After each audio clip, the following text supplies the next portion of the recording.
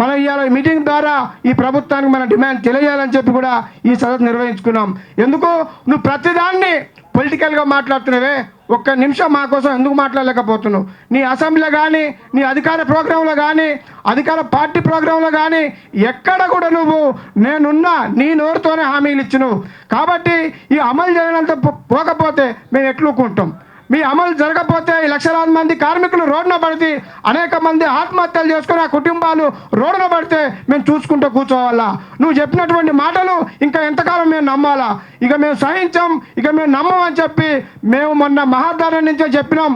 ఇక నుంచి మా కార్యక్రమాలు నిత్యం ఉంటాయి, ఇక నుంచి మా కార్యక్రమాలు ప్రతి సందర్భంలో ఉంటాయి. మీరు ఎక్కడ మమ్మల్ని వ్యతిరేకించి మాట్లాడినా, మీరు ఎక్కడ మమ్మల్ని చిన్న చూపు చూసినా వెంటనే సభలు పెట్టి ఖండిస్తామని చెప్పి మేము మహాధరణ ఇచ్చిన మాట ప్రకారంగా ఈరోజు ఈ బషీరాబాద్లో కూడా ఈ సభ ద్వారా మేము ముఖ్యమంత్రి గారికి, ప్రభుత్వానికి కూడా మేము హెచ్చరిక చేస్తున్నాం.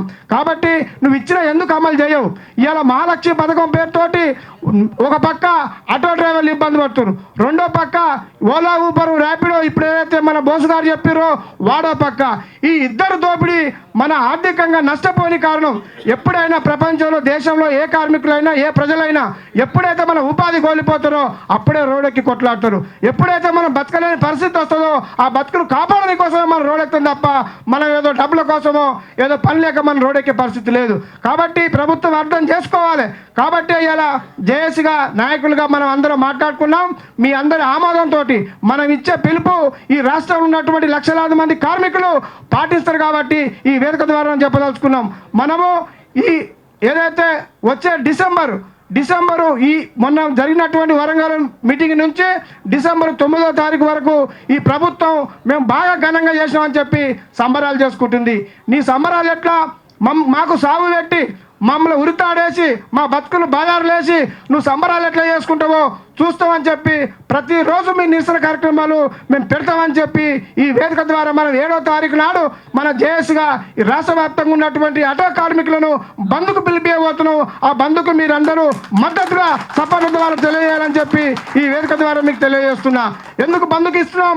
మేము చేసినటువంటి ప్రతి కార్యక్రమాన్ని నువ్వు పొలిటికల్గా మాట్లాడుతున్నావు, ఇకనైనా నువ్వు కళ్ళు తెచ్చాలని చెప్పి ఈ సందర్భంగా మేము ముఖ్యమంత్రి గారికి, ప్రభుత్వానికి హెచ్చరిక చేస్తూ డిమాండ్ అనుకోండి, విజ్ఞప్తి అనుకోండి, మా ఆవేదన అనుకోండి, మేము బంద్ను సంపూర్ణంగా ఈ రాష్ట్రంలో ఉన్నటువంటి ఆటో కార్మికులందరూ స్వచ్ఛందంగా పాల్గొని స్వచ్ఛందంగా మీరు మీ సంబరాలు కాదు మా ఆకలి బాధ తీర్చండి, మా ఆవేదన అర్థం చేసుకోండి అని చెప్పి మేము బంద్కు పిలుపునిస్తున్నాం నిరసనగా.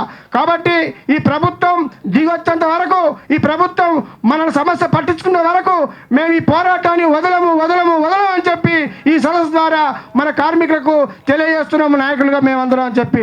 ఈ కార్యక్రమానికి ముఖ్య అతిథులుగా బీఆర్టీ రాష్ట్ర అధ్యక్షులు రాంబాబన్న గారు వేదిక మీకు రావాల్సిందిగా కోరుతున్నాం. అలా రండి. కాబట్టి దయచేసి మీరు మీకున్నటువంటి ఫోన్లలో రికార్డ్ చేసుకోండి.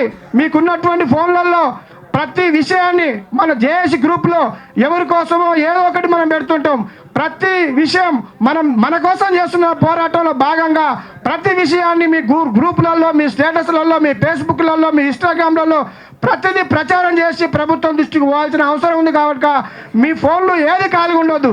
ఎప్పుడు ఎక్కడ ఏ మీటింగ్ పెట్టినా మనం వీడియోలు తీయాలి, మనం ఎమ్మడే తీయాలి. ఒక్కసారి నేను బంధు సంబంధించి ఒక విషయం చెప్తా, మనం జయప్రదం చేద్దామని చెప్పి మీరందరూ ఫోన్లు జేబులలోకి వెళ్ళి తీసి వీడియోలు తీసుకోవాల్సిందిగా కోరుతున్నా. మీరందరూ ఫోన్లు తీయండి, జేబులలోకి వెళ్ళి ఫోన్లు తీసి చిన్న క్లిప్ తీసుకోండి. అన్న మాట్లాడేటప్పుడు కానీ, నేను మాట్లాడేటప్పుడు కానీ, మన వక్తలు మాట్లాడేటప్పుడు కానీ దాన్ని మీరు గ్రూప్లలో పెట్టుకోండి.